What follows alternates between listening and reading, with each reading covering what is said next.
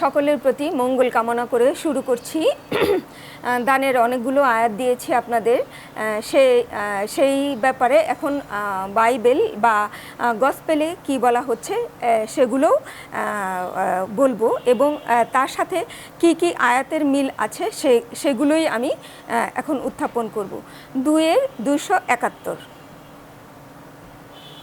71-74, 2:271, তোমরা যদি দান করো তবে উহা ভালো, আর যদি তাহা গোপনে করো এবং অভাবগ্রস্তকে দান করো তাহা তোমাদের জন্য আরও ভালো, এবং তিনি তোমাদের কিছু কিছু পাপমোচন করিবেন।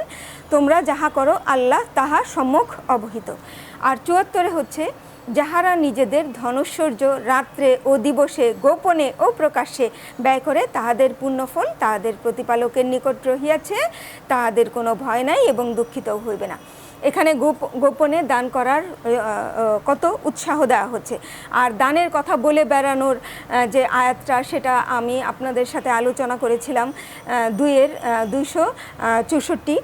দানের কথা বলে বেরিয়ে যে কষ্ট দেওয়া হয়, তার এমন যে একটা পাথরের উপর যেমন ধুলা থাকে, আর বৃষ্টি আসলে সেই ধুলা একেবারেই পরিষ্কার হয়ে যায়, কখনো সে এখানে ধুলা না, বালু ছিল, তার কোনো চিহ্নই থাকে না। ঠিক তেমনি দানের কথা যখন আমরা বলে বেড়াবো তখন এমন মানে কোনো ধরনের পুণ্যই আমরা লাভ করতে পারবো না, যেমন কখনো কোনো এই পুণ্য কাজ করেছিলাম এমন কোনো চিহ্নই থাকবে না। এখানে তাই বলা হচ্ছে। এখন চলে যাচ্ছি গসপেলে দানের ব্যাপারে যা বলা হয়েছে। প্রথমেই বলছি লুক 21:1, লুক 21:1, যিশু তাকিয়ে দেখলেন ধনী লোকেরা মন্দিরের দান বাক্সে তাদের দান রাখছে, এর মাঝে একজন অতি গরিব বিধবা তাতে খুব ছোট্ট ছোট্ট তামার মুদ্রা রাখল। তখন যিশু বলল, আমি তোমাদের সত্যিই বলছি, এই গরিব বিধবা অন্য আর সকলের থেকে অনেক বেশি দান করলো। তো এই হচ্ছে, আপনারা একটু বিবেচনা করবেন যে তাহলে কিভাবে দানের সম্পর্কে আপনাদের আরও বেশি আপনারা বুঝতে পারবেন। তাহলে চলে যাচ্ছি লুকের 20:46 বলা হয়েছে, ব্যবস্থার শিক্ষকদের থেকে সাবধান, তারা লম্বা লম্বা পোশাক পরে ঘুরে বেড়াতে ও হাটে বাজারে লোকদের কাছ থেকে সম্মান পেতে ভালোবাসে, আর সমাজগৃহে বিশেষ সম্মানের স্থানে বসতে ও ভোজসভায় সম্মানের আসন দখল করতে ভালোবাসে। মানে তারা লোক দেখানো সব কিছুই ভালোবাসে। এই ব্যাপারটি এখানে তুলে ধরা হয়েছে। আচ্ছা, লুকের 6:35 চলে যাচ্ছি। 6:35, কিন্তু তোমরা তোমাদের শত্রুদের ভালোবেসো, তাদের মঙ্গল করো, আর কিছুই ফিরে পাবার আশা না রেখে ধার দিও, তাহলে তোমাদের মহাপুরস্কার লাভ হবে, আর তোমরা হবে পরমেশ্বরের সন্তান, কারণ তিনি অকৃতজ্ঞ ও দুষ্টদের প্রতিও দয়া করেন। এখানে 36 হচ্ছে, তোমাদের পিতা যেমন দয়ালু তোমরাও তেমন দয়ালু হও।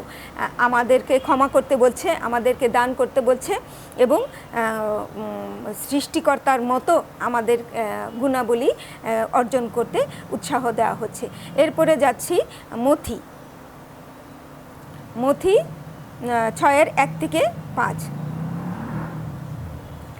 6:1-5, লোক দেখানো ধর্মকর্ম সম্পর্কে। সাবধান, লোক দেখানো ধর্মকর্ম বা ঈশ্বরের কাজ করো না, তাহলে তোমাদের স্বর্গের পিতার কাছ থেকে কোনো পুরস্কার পাবে না। এটা কিন্তু আমরা এই যে 274-এও পড়েছি।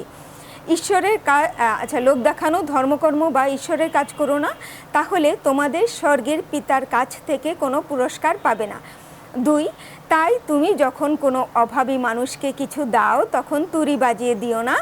যারা ভণ্ড তারা লোকদের প্রশংসা পাবার আশায় সমাজগৃহে ও পথে ঘাটে ওইভাবে তুড়ি বাজিয়ে দান করে। আমি বলছি তাদের পুরস্কার তারা পেয়ে গেছে, মানে আর ভবিষ্যতে পুরস্কার নেই। কিন্তু তুমি যখন অভাবী লোকদের কিছু দান করো তখন তোমার ডান হাত কি করছে তা তোমার বাঁ হাতকে জানতে দিও না। আমি ডান হাতে দান করলে বাঁ হাত যেন না জানে, এমনি গভীরভাবে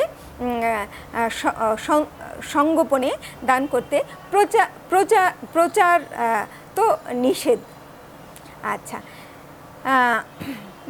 4, যেন তোমার দান গোপনে দেয়া হয়, তাহলে তোমার পিতা ঈশ্বর যিনি গোপনে সব কিছু দেখেন তিনি তোমায় পুরস্কার দেবেন। তো হ্যাঁ, তোমরা যখন প্রার্থনা করো তখন ভণ্ডদের মতো করো না। তারা লোকদের কাছে নিজেদের দেখাবার জন্য সমাজগৃহে ও রাস্তার মোড়ে মোড়ে দাঁড়িয়ে প্রার্থনা করতে ভালোবাসে। আমি তোমাদের বলছি তারা তাদের পুরস্কার পেয়ে গেছে। তো আজ এই পর্যন্তই। এরপরে হচ্ছে মথি 23:5টা একটু পড়ছি।